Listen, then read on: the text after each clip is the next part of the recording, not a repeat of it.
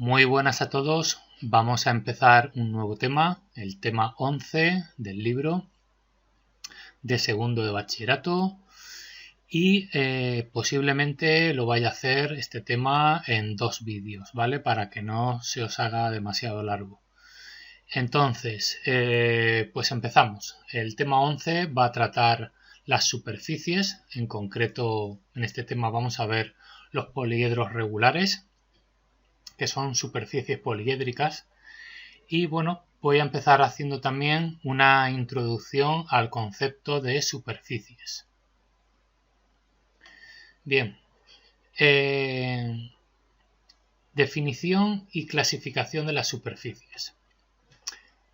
Bien, una superficie es una lámina infinitamente delgada que separa dos regiones del espacio, ¿vale? Esto es a nivel teórico, es evidente que esto no puede existir en la realidad. Es el límite o término de un cuerpo que lo separa de aquello que no lo es. Es evidente que la superficie va a ser algo así como la piel que envuelve un sólido. Y eso va a diferenciarlo del resto que no lo sea, ¿vale? Pues por ejemplo el espacio exterior que no lo incluye. Las superficies pueden presentar infinitas y variadas formas que dependerán de las leyes a que obedezca el movimiento de la generatriz y la forma de la directriz. Eso vamos a verlo ahora con más detenimiento. Pero hay 3 elementos para definir una superficie. Uno va a ser la generatriz, otro va a ser la directriz y otro va a ser la ley a la que obedezca esa generatriz para ir completando la forma a través de esa directriz. Pero esto lo vamos a ver más adelante. Bien, os he hecho aquí un breve esquema de todas las superficies. Esto es una convención. Dependiendo también muchas veces de cómo se definan las superficies, puede haber otro tipo de clasificación, pero bueno, esta es la más aceptada, ¿vale? Entonces, las superficies se diferencian principalmente en 2 grandes grupos o ramas. El primer grupo, que es el objeto de estudio de segundo bachillerato, van a ser las superficies regladas. Las superficies regladas se van a ir viendo como las desarrollables, las poliédricas y las radiadas. Estos 2 grandes grupos, las regladas y las curvas, van a diferenciarse principalmente en que este tipo de superficies, las regladas, van a ser generadas por el movimiento de una recta. Mientras que las superficies curvas, pues como dice su nombre, va a ser generado por curvas. Dentro de las superficies regladas tenemos las desarrollables y las alabeadas. Las superficies regladas son aquellas engendradas por el movimiento de una recta que es la generatriz. El canto de una regla puede coincidir perfectamente con la superficie a lo largo de una de sus generatrices. De ahí lo de regladas. Por ejemplo, un plano es la superficie reglada más sencilla. Vamos a verlo. Vale, imaginaros por un momento que esta recta que acabo de hacer aquí es una directriz, ¿vale? Entonces, estas rectas que voy a ir yo haciendo ahora son generatrices, ¿vale? Vamos a copiarla.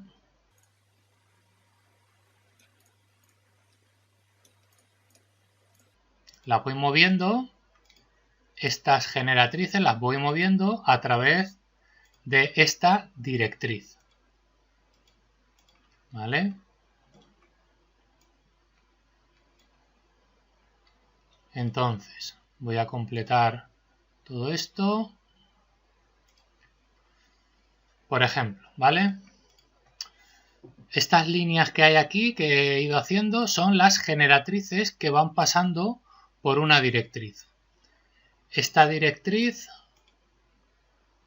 junto con las generatrices, va a crear lo que se conoce como un plano en 2D, ¿vale? La ley es que estas generatrices tienen que pasar por una directriz paralelas entre ellas y a la misma distancia, por ejemplo, ¿vale? Conclusión, tenemos un plano en 2D. Bueno, pues ya hemos visto el ejemplo más sencillo de superficie, ¿vale? Que es el plano. Dentro de las superficies regladas tendríamos las desarrollables y las alabeadas. Como va a ser objeto de estudio detenida y explayadamente las superficies poliédricas y las radiadas, os comento brevemente qué son las superficies alabeadas. Bien, pues por contraposición a desarrollables van a ser superficies que no se van a poder superponer sobre un plano, ¿vale? Como por ejemplo una hiperboloide o una paraboloide. Vamos a ver un ejemplo. Esto de aquí son superficies alabeadas. Esto es un hiperboloide. Como veis, está generada por el movimiento de una recta. Esto no ha cambiado, siguen siendo rectas. Pero el resultado final es que crea una superficie que yo, si tengo que cortar por algún sitio, acabará esta superficie rompiéndose o deformándose de tal forma que no se va a poder pegar correctamente sobre un plano en 2D. ¿Vale? Fijaros en este otro ejemplo, la paraboloide. Yo la he generado por el movimiento de estas rectas que van pasando por esta directriz. Estos serían las directrices, estas rectas que hay aquí. Esta recta son las directrices por las que tienes que pasar estas generatrices, ¿vale? Entonces el resultado final es que crea una superficie como esta,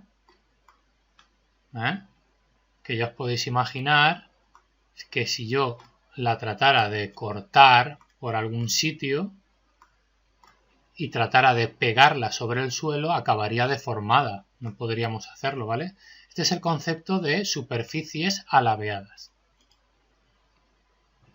Hay muchos tipos de superficies alabeadas que no es objeto de estudio en este curso, pero ya os queda clara que simplemente pues son superficies que no se pueden pegar o desarrollar sobre un plano 2D. Y finalmente, pues como esta introducción tiene curvas, las superficies curvas pues no son regladas y están generadas por líneas curvas en lugar de recta.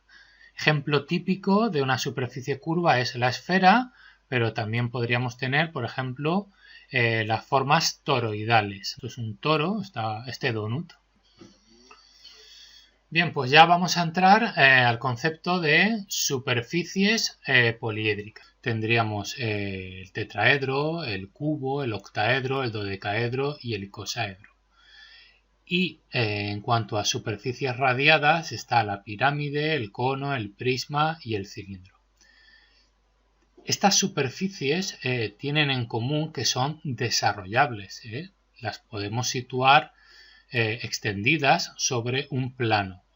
¿En qué se diferencian entonces estas dos superficies?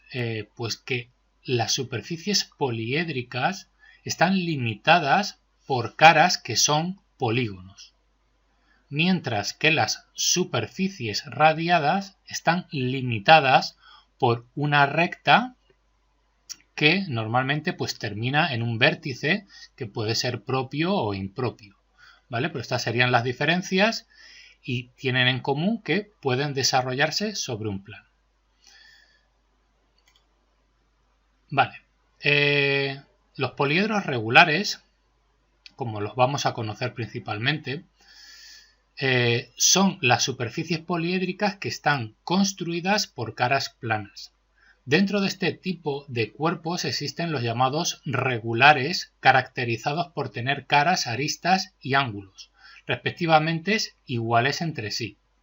Y también los poliedros irregulares, Aquí os pongo ejemplos que, bueno, no son objeto de estudio, pero por curiosidad para que los veáis. Esto también podría ser un tetraedro irregular, esto es un cubo irregular y esto es un octaedro irregular. Se acerca más bien, yo diría, al concepto de superficies radiadas, pero bueno, os lo dejo por curiosidad para que veáis que poliedros irregulares también hay. Los poliedros regulares, objeto de nuestro estudio, también se los conoce como poliedros euclidianos, ya que cumplen la siguiente relación. Pero bueno, poliedros euclidianos también se los conoce como sólidos platónicos. Creo recordar que Johannes Kepler, también hizo un estudio de esferas, intentó meterlos uno dentro de otros para hacer los planetas. Sin embargo, lo que pasa es que las elipses de Kepler acabaron con las órbitas circulares de la astronomía griega. En cuanto a los sólidos platónicos, son el tetraedro, el hexaedro, el octaedro, dodecaedro y el icosaedro. Los poliedros regulares cumplen que la suma de caras más vértices tiene que dar igual a aristas más 2. Vamos a ver más adelante el estudio pormenorizado de al menos el tetraedro y el cubo, ya que el curso no va a dar para más y nos vamos a quedar sin ver el octaedro, el dodecaedro y el icosaedro. Bueno, tenemos el tetraedro y dice así. El tetraedro regular es un poliedro formado por 4 caras que son triángulos equiláteros, 6 aristas y 4 vértices. Para poder representarlo se parte como mínimo del conocimiento de la longitud de la arista. Esto posibilitará construir una cara. Si ésta se encuentra apoyada en un plano de proyección y también conocer y determinar su sección principal. Bien, os he representado aquí un tetraedro, como podéis ver.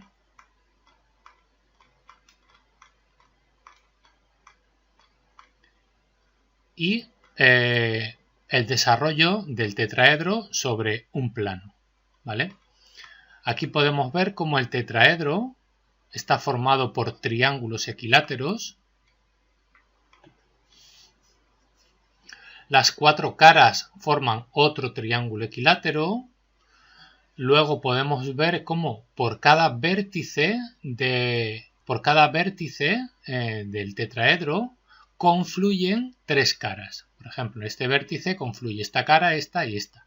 En este otro vértice confluye esta, esta y esta. El tetraedro, comentaros que es un cuerpo bastante simétrico, tiene muchas simetrías y no se suele ver mucho en la vida cotidiana. Es un cuerpo que no tiene mucha facilidad para uso cotidiano. Hay algunos tetrápodos que se utilizan en los puertos como rompeolas,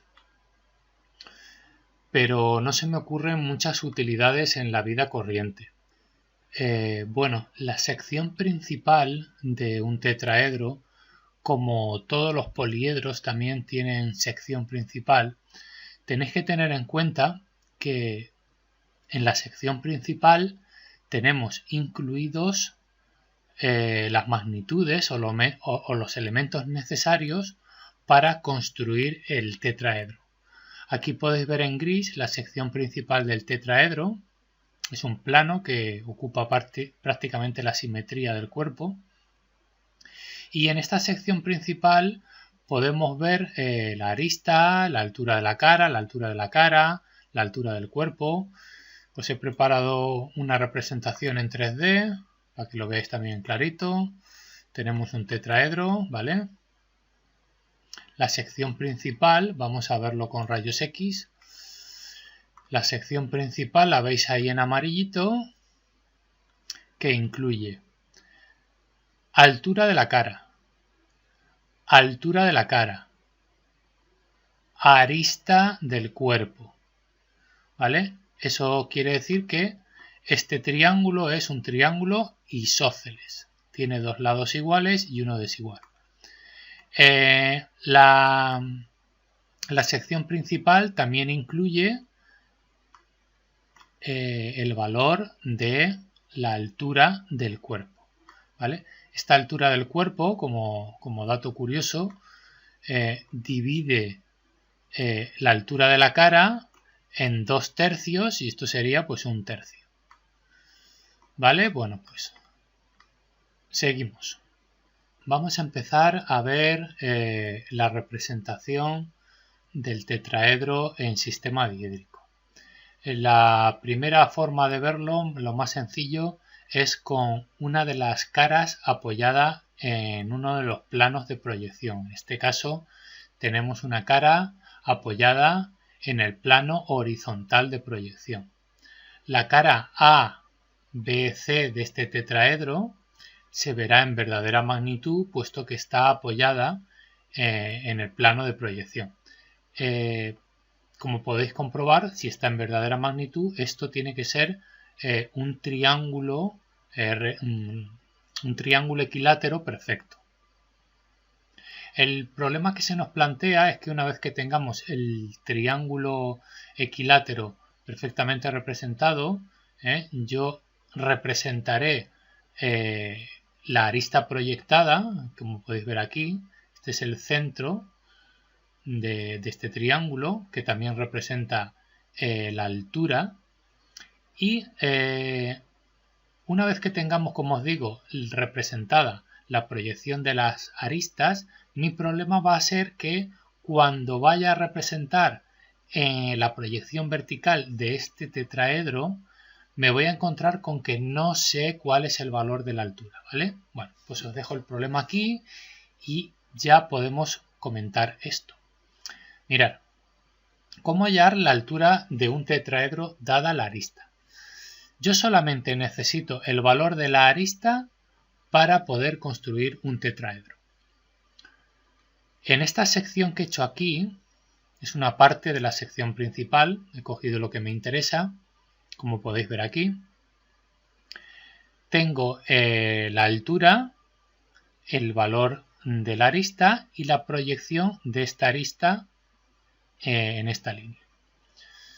Si me vengo aquí, puedo ver cómo tengo el valor de la proyección de la arista, voy a tener el valor de la arista, pero me falta encontrar la altura. Esto es una cuestión de despejar la incógnita. Tengo el valor de la hipotenusa, tengo el valor de cateto y necesito encontrar este otro cateto. ¿Cómo vamos a construir esto? Vale. Yo me encuentro en esta situación, ¿vale? Tengo que construir el tetraedro, me falta la proyección vertical, me he llevado los vértices, que es lo que tengo, y cómo se halla la altura del tetraedro. Bien, lo primero va a ser hacer una perpendicular con un valor cualquiera, ¿vale? Puedo coger cualquier otra proyección de la arista. Yo he cogido la proyección BD, ¿vale? Y he levantado una perpendicular. Esta medida es cualquiera. Ahora yo cojo mi compás, pincharía en B, abriría hasta A1, que es el valor de la arista, y ya voy a hacer un arco. Este arco va a cortar ahí en un punto. Voy a borrar lo que me sobra. ¿Vale? Ese punto lo voy a llamar D.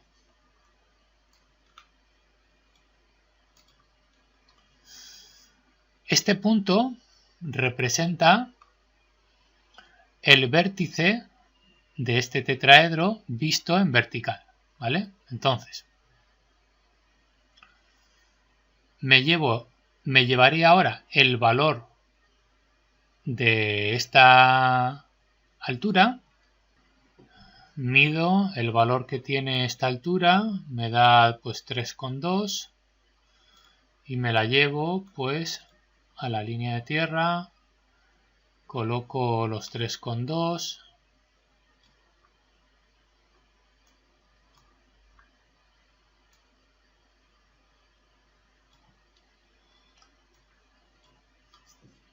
y ahora ya pues simplemente cogería el punto, lo proyecto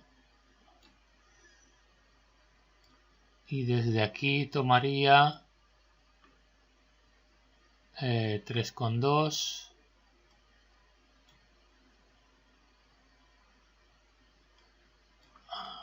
vale. Cambio el color, uniríamos